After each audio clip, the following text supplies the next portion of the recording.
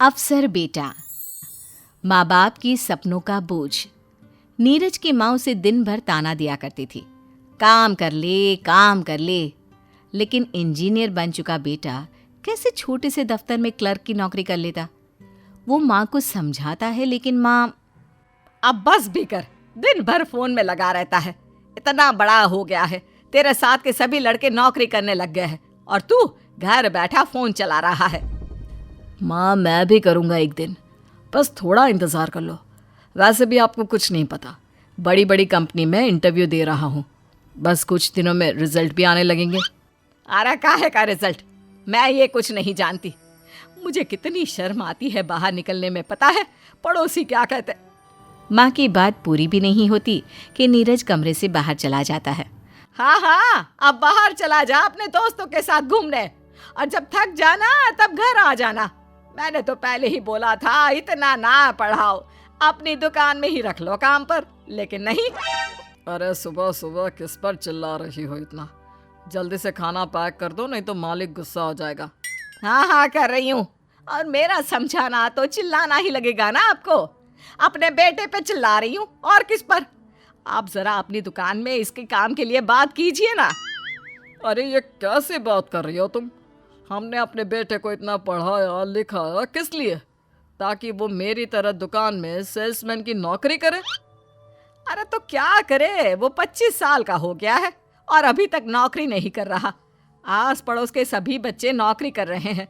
अरे सारा दिन इस मोहल्ले में मुझे रहना होता है।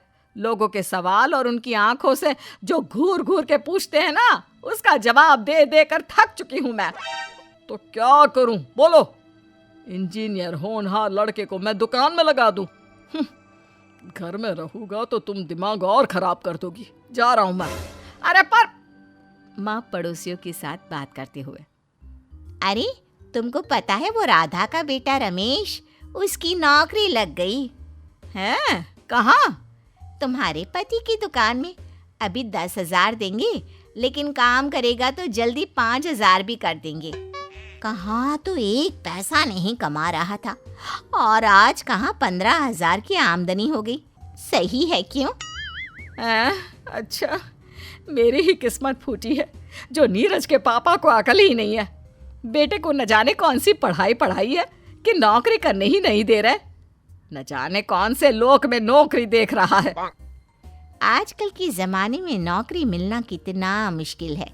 अच्छी नौकरी की बात ही छोड़ दो। वैसे तुम्हारा बेटा नीरज क्या कर रहा है?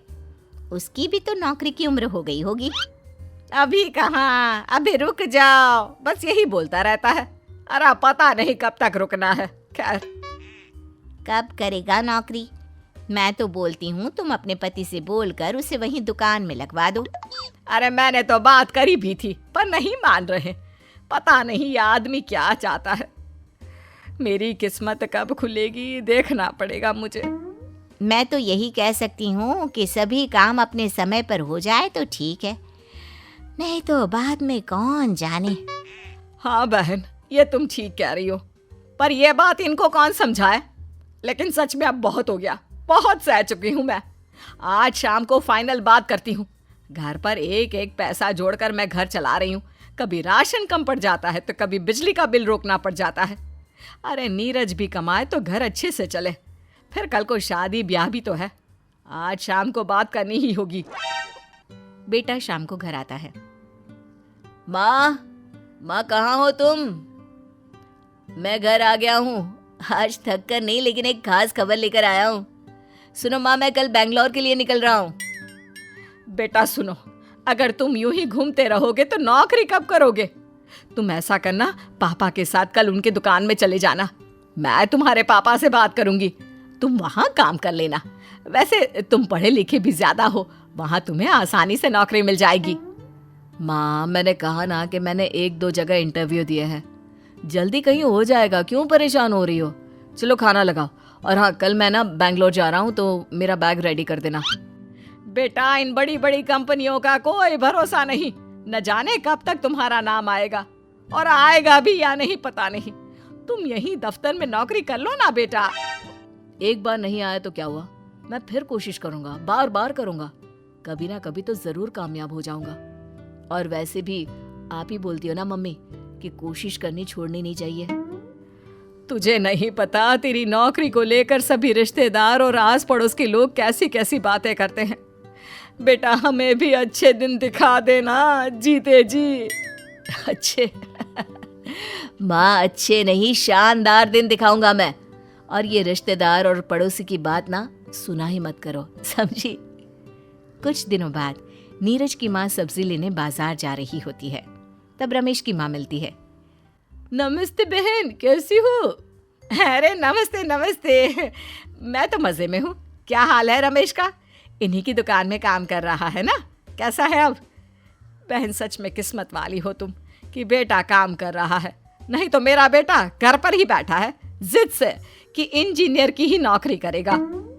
कहाँ बहन, वो तो एक दिन दुकान गया फिर वापस घर आया ही नहीं। घर पर फोन कर दिया कि अपने सपनों को पूरा करूंगा। न जाने कौन से सपने हैं। पत्रकारिता का कोर्स किया था, लेकिन हम लोगों ने उसे दुकान में लगा दिया। महीनों काम किया, लेकिन एक दिन न जाने क्या हो गया, सब छोड़कर घर आ गया। अब बाहर तक नहीं निकलता। वैसे दबाव नहीं बनाते उसे तो ठीक था, अब बहुत दुख होता है। हैं? वैसे बहन दबाव तो नहीं डालना चाहिए था, लेकिन क्या कर सकते हैं, मैं भी माँ हूँ, समझ सकती हूँ। दुनिया ताना देगी ये सोचकर हम भी अपने बच्चों पर प्रेशर बना देते हैं। लेकिन चलो चलती हूँ, घर पर नीरज को खाना देना है, भूखा होगा ना वो। नीरज की माँ घर आती है तो सामने नीरज चुपचाप बैठा होता है। अरे क्या हो गया? रहने दे, नहीं नौकरी लग रही तो फिक्र मत कर। पर देख, घर छोड़कर मत भाग जाना, ठीक है? माँ, मेरा बड़ी कंपनी में सिलेक्शन हो गया।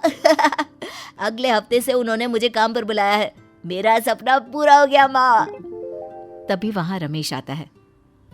आज अगर मैं भी अपने सपने को पूरा करने के लिए थोड़ी मेहनत करता, दूसरों की बातों में ना आता, तो आज मैं भी बड़ा पत्रकार होता। आंटी, आपने अपने बेटे का साथ दिया, इसीलिए वो अपना सपना पूरा कर पाया। नीरज की माँ को तब समझ में आया कि उसको लोगों की बातें सुनकर अपने बच्चों पर अपनी इच्छा थोपनी नहीं चाहिए। उनका साथ देकर उनके सपनों को पूरा करने में उनकी मदद करनी चाहिए।